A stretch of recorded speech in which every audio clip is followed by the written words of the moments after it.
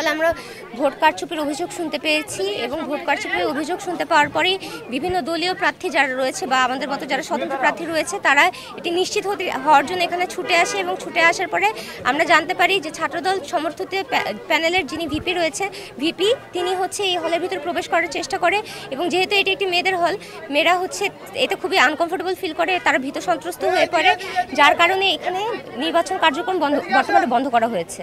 জি, আমাদেরকে বলা হয়েছে আমরা ভিতরে যারা প্রার্থী তারা ছিলাম এবং সাংবাদিক ভাই বোনেরা ছিল, কিন্তু সবাইকে বলা হয়েছে এই হলে যারা শিক্ষার্থী রয়েছে, আবাসিক শিক্ষার্থী, তারা বাদে সবাইকে এখান থেকে বের করে দেওয়া হয়েছে। এখন আমরা যারা প্রার্থী তারাও আমরা বাইরে অবস্থান করছি, যারা সাংবাদিক ভাই বোনেরা রয়েছে তারাও বাইরে অবস্থান করছে, কিন্তু আমরা ভিতরের কোনো পরিস্থিতি জানতে পারছি না যে ভিতরে কি আদৌ সুষ্ঠুভাবে কোনো কিছু হচ্ছে কিনা বা কোনো ধরনের গুপ্ত কার্যক্রম করা হচ্ছে কিনা। দেখুন, আমি ব্যক্তিগত জায়গা থেকে আমি মনে করি সংবাদ মাধ্যম হচ্ছে আমাদের সত্য কণ্ঠস্বর তুলে ধরার জায়গা।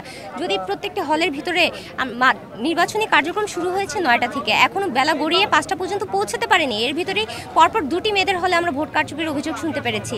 কিন্তু এই যে ভিতরে ভোট কারচুপি হচ্ছে মেয়েদের হল, এখানে তো নারীরা পিছিয়ে নেই, এখানে তো কোনো জুজুর ভয় নেই যে নারী শিক্ষার্থীদের হলের ভিতরে কোনো সাংবাদিক ঢুকতে দেওয়া যাবে না। তাহলে এই যে নারী শিক্ষার্থীদের হলের ভিতরে এরকম অরাজকতার পরিস্থিতি সৃষ্টি হচ্ছে, ভোট কারচুপির মতো একটু জঘন্য অভিযোগ তুলে ধরা হয়েছে, সেক্ষেত্রে তাদের এই কথাগুলো কিভাবে মানুষের কাছে পৌঁছে দিবে? এবং এই ভোট কারচুপি যে হচ্ছে, এখন যদি এটিকে আসলে প্রশাসনের জাকসু বানচাল করার একটি পায়তারা নাকি, এটি আমার প্রশ্নের জায়গা থেকে যায়।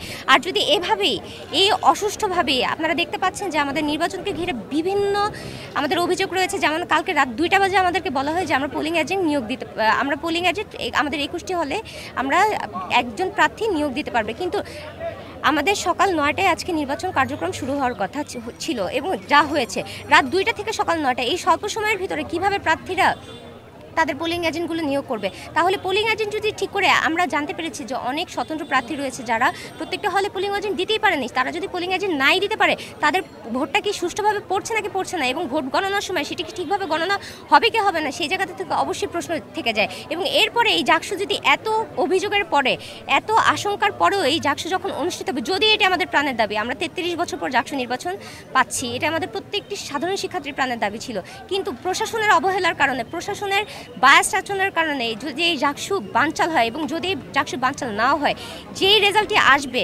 তা সেটি আসলে কতটুকু নিরপেক্ষ রেজাল্ট থাকবে, সেখানে তো অবশ্যই আমার প্রশ্ন থেকে যায়।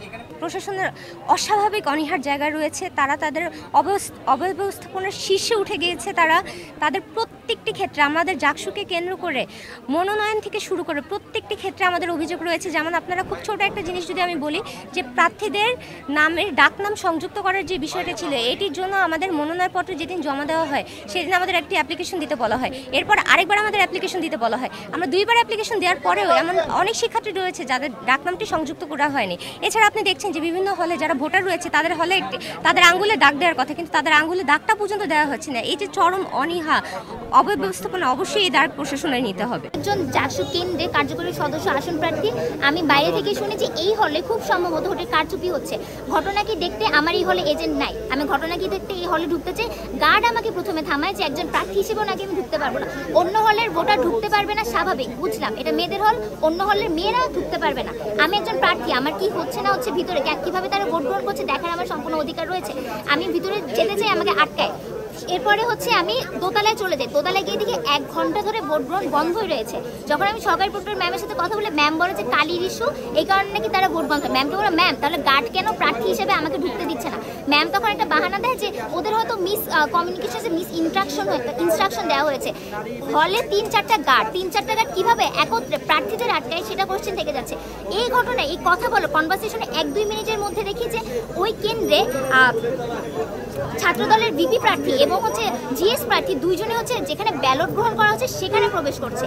এখানে তারা অ্যাক্সেস কিভাবে পায়? ধরলাম হলে নিরাপত্তা ইস্যু, সেই নিরাপত্তা হিসেবে সেই ভিপি প্রার্থী তো আগে এই ক্যাম্পাসে একজন শিক্ষার্থী, পুরো শিক্ষার্থী কিভাবে মেয়েদের হলে দোতলা পর্যন্ত অ্যাক্সেস পায়? মেয়েদের নিরাপত্তাটা কোথায়? প্রশাসন নিরাপত্তা কোথায় দিচ্ছে? তারা নির্বাচন অব্যবস্থাপনা করছে, এই হলে মেয়েদের নিরাপত্তা দিচ্ছে না, এত কিছু তারা কেন ফ্যাসিলিটেট করছে? কারা তাদেরকে এই সুবিধাটা দিচ্ছে?